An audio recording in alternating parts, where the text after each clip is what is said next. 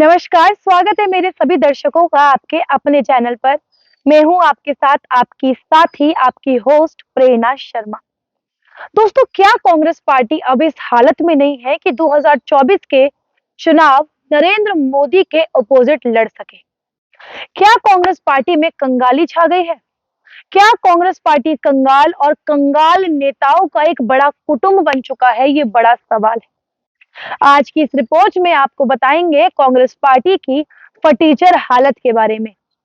आज की इस रिपोर्ट में आपको बताएंगे डोनेट फॉर देश नाम का जो चंदा इकट्ठा करने की मुहिम कांग्रेस पार्टी ने चलाई है, इसके पीछे का असल कारण क्या है? कैसे भूपेश बघेल के मुख्यमंत्री पद छोड़ने पर, जो कि छोड़ा नहीं, हटाया गया है क्योंकि कांग्रेस पार्टी बुरी तरीके से हार गई है। तो कैसे भूपेश बघेल के मुख्यमंत्री पद से हटने पर कांग्रेस पार्टी को करोड़ों का नुकसान हुआ है? कैसे मल्लिकार्जुन खड़गे 1,38,000 का चंदा कांग्रेस पार्टी को देने के बाद कंगाल हो गए? इन सभी बातों की चर्चा करेंगे, इन सभी मुद्दों का पोस्टमार्टम करेंगे आज की इस रिपोर्ट में। रिपोर्ट को अंत तक जरूर देखना है, बिल्कुल भी स्किप नहीं करना है।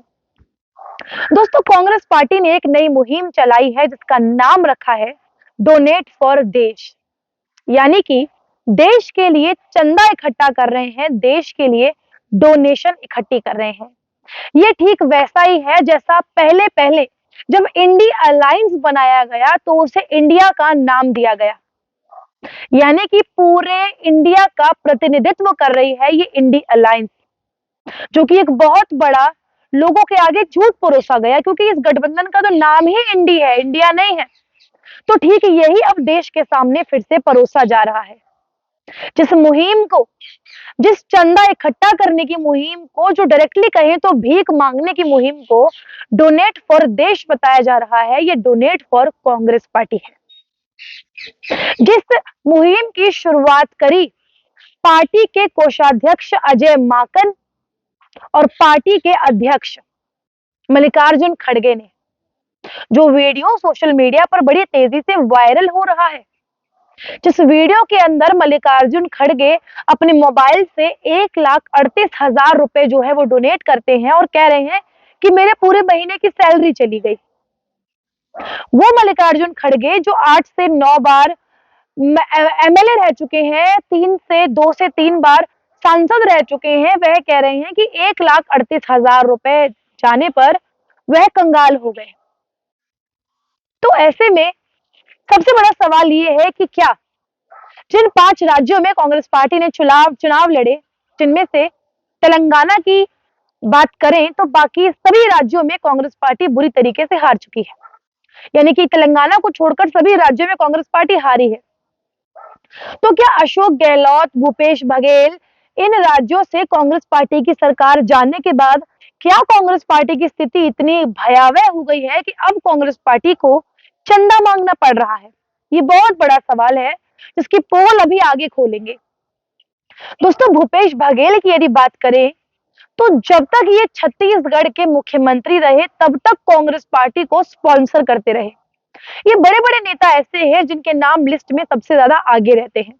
भूपेश बघेल, डीके शिव कुमार, अशोक गहलोत जैसे ये बड़े बड़े नेता हैं जो कांग्रेस पार्टी को शुरू से स्पॉन्सर करते रहे हैं। आप सभी को याद होगा उत्तर प्रदेश चुनाव में जब प्रियंका गांधी को प्रभारी बनाया गया तो यह प्राइवेट जेट से भूपेश बघेल के साथ लखनऊ जाते थे, लखनऊ से फिर जहां इन्हें जाना होता था वहां जाते थे। भूपेश बघेल हमेशा इनके साथ रहते थे। बड़े फेवरेट प्रियंका गांधी के थे क्योंकि स्पॉन्सर कर रहे थे। ये वही भूपेश बघेल हैं जो राहुल गांधी की जो भारत जोड़ो यात्रा जिसकी बात कही जाती है, उस भारत जोड़ो यात्रा जिसका डेली का खर्चा 1 करोड़ बताया जाता था, कन्याकुमारी से लेकर कश्मीर तक जो यात्रा चली, इसमें डेली का 1 करोड़ खर्च किया जाता था। ये सारा पैसा भूपेश बघेल और अशोक गहलोत जो मुख्यमंत्री थे, जिनके बारे में ये कहा जाता है कि हजारों अरबों खरबों रुपया इन्होंने छापा मुख्यमंत्री पद पर रहते हुए और पार्टी को दिया।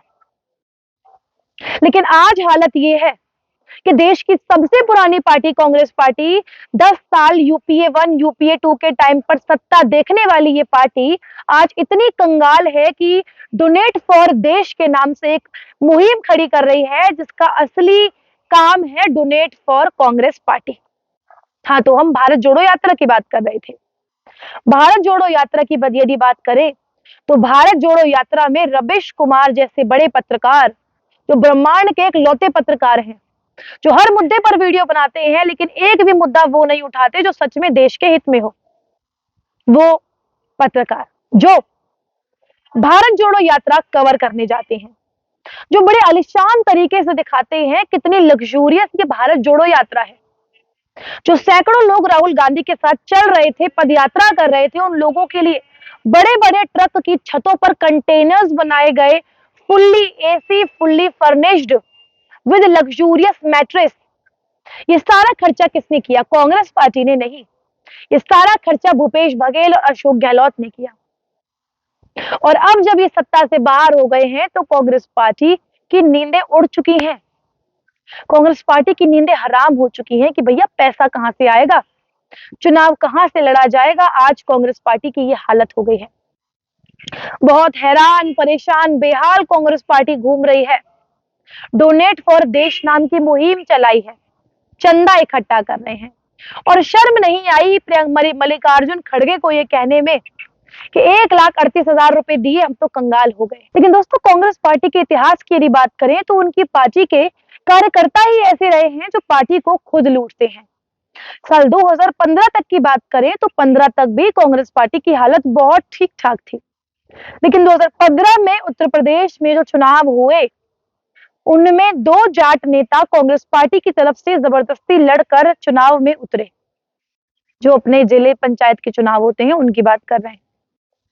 वहां पर 20-20 लाख रुपए कांग्रेस पार्टी से प्रचार प्रसार के लिए गए, लेकिन उन्हें पता था कि भैया जीतने वाले तो है नहीं। 15-15 लाख रुपए भरे अपनी जेब में, 5-5 लाख रुपए खर्च किए, चुनाव हार गए, 15 लाख की इनकम हो गई। तो ये एक लौता उदाहरण मैंने आपको दिया है। ऐसे न जाने कितने उदाहरण हैं जो खुद कांग्रेस पार्टी के लीडर होकर, कांग्रेस पार्टी के प्रवक्ता होकर, जो लोग खुद कांग्रेस पार्टी को लूटते हैं। और आज भले ही मजाक में मल्लिकार्जुन खड़गे ने कहा हो कि उनकी सैलरी चली गई, लेकिन ये वाकई में शर्मिंदगी की बात है, उन्हें कहना नहीं चाहिए था। पार्टी मुश्किल दौर से है भैया, उनके एटीएम कार्ड निकल चुके हैं मशीनों से बाहर, पद से उतर चुके हैं। तो ऐसे में ये कहना तो नहीं चाहिए था, लेकिन कह दिया तो क्या करें। लेकिन अब देखना होगा कांग्रेस पार्टी को कितना चंदा मिलता है, कितना चंदा नहीं मिलता है। और ये कंफर्मेशन है कि कांग्रेस पार्टी के लिए चुनाव लड़ना तो बहुत दूर की बात है, सोचना भी बहुत मुश्किल है इस हालत में रहे तो।